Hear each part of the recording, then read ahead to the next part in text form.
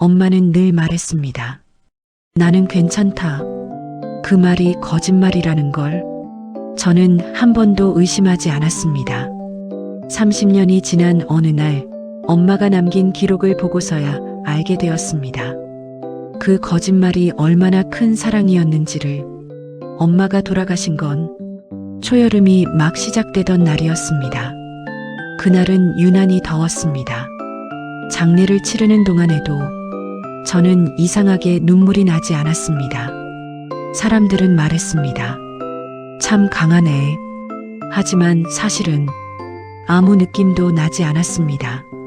그저 현실이 아닌 것 같았습니다. 모든 일이 끝나고 집으로 돌아왔을 때였습니다. 집안은 조용했습니다. 엄마가 늘 앉아있던 자리, 엄마가 늘 켜두던 작은 라디오, 모든 것이 그대로였지만 엄마만 없었습니다.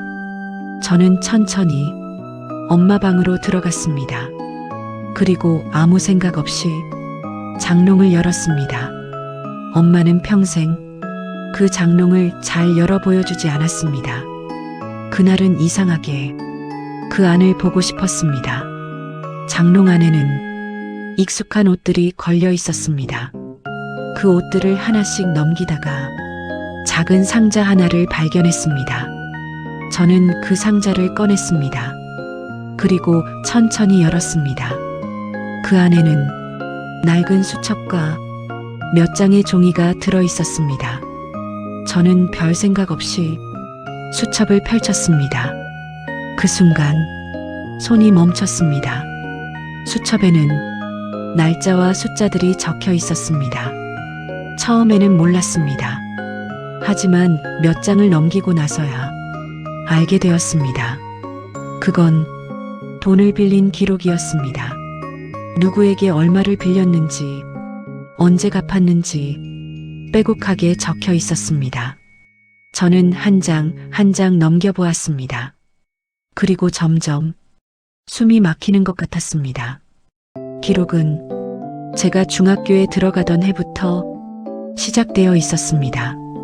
그때가 떠올랐습니다. 저는 그 시절 남들처럼 학원도 다니고 싶었습니다.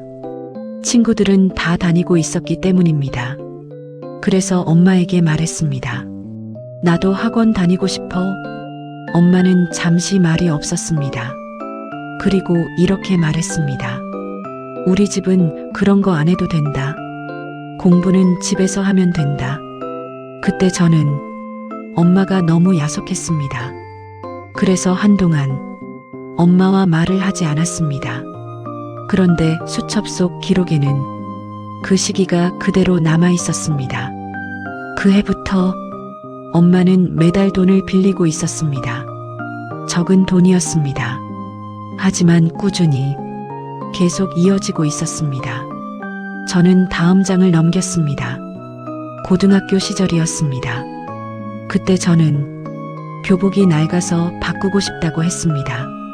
엄마는 이렇게 말했습니다. 조금만 더 입어라. 아직 괜찮다. 저는 화를 냈습니다. 다들 새 거 입는데 나만 왜 이래? 그날 엄마는 아무 말도 하지 않았습니다. 하지만 수첩에는 그날 이후 기록이 남아 있었습니다. 교복감 7만 원. 그리고 그 옆에는 작게 적혀 있었습니다. 다음 달에 갚기. 그 글씨를 보는 순간 가슴이 조여왔습니다. 저는 계속해서 수첩을 넘겼습니다. 대학교 시절이었습니다. 저는 등록금 때문에 한 번도 엄마에게 기대지 않겠다고 마음먹었었습니다. 그래서 아르바이트를 했습니다. 그때 저는 엄마가 아무 도움도 주지 않는다고 생각했습니다. 하지만 수첩에는 그 시절에도 기록이 있었습니다. 아들 자취방 보증금 일부. 저는 그 문장을 보는 순간 손이 떨렸습니다. 엄마는 아무 말도 하지 않고 제가 모르는 곳에서 돈을 빌리고 있었던 것입니다. 그리고 그걸 혼자 감당하고 있었습니다. 수첩의 마지막 페이지를 넘겼습니다. 거기에는 짧은 글이 적혀 있었습니다. 엄마의 글씨였습니다.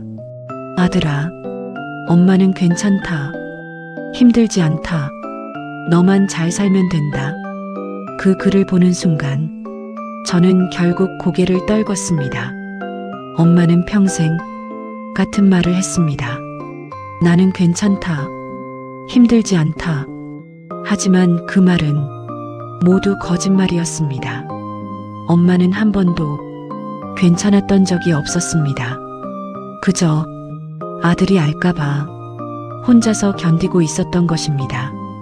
저는 수첩을 가슴에 안고 한동안 움직이지 못했습니다. 그리고 그날 30년이 지나서야 저는 처음으로 알게 되었습니다. 엄마가 했던 말이 모두 거짓말이었다는 것을, 그리고 그 거짓말이 얼마나 큰 사랑이었는지를